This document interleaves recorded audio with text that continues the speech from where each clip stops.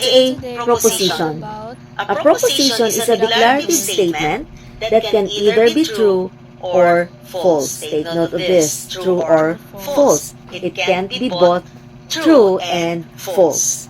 We use variables to represent proposition like small letter p, small letter q, and small letter r. Now, truth value is the value of a proposition that can either be true. If it's true, we'll just write big letter T. If it's false, write big letter F. Now here, we are going to identify which of the following is a proposition.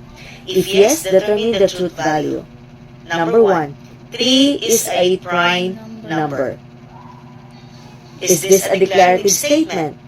Yes, this is a declarative statement.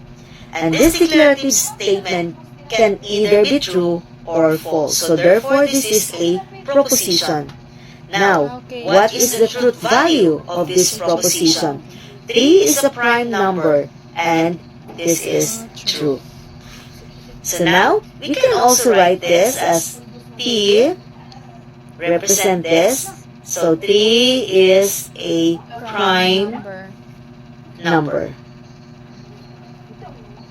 Okay, number 2, 7 is an even number. So you are declaring that 7 is an even number. This is a declarative statement.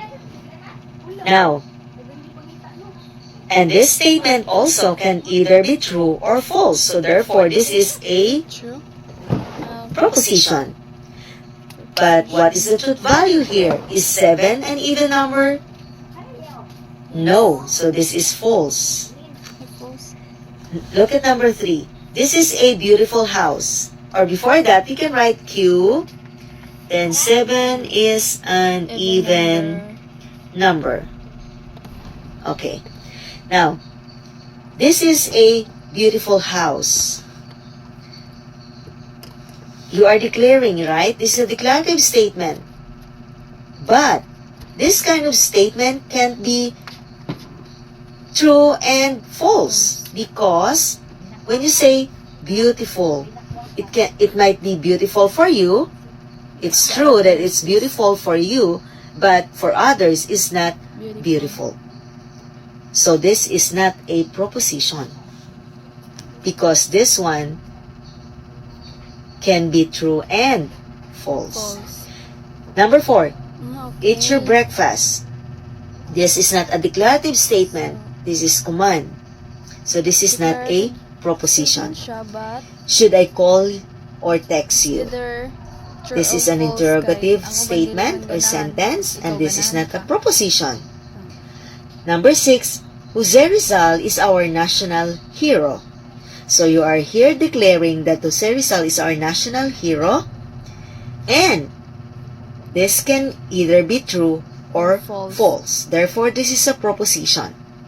And now, what is the truth value? Is Jose Rizal is our national hero? True. Yes, so that is true. So that's how you're going to identify if it's a proposition or not a proposition. And the truth value, right? T if it's true, and F, big letter F, if it's false.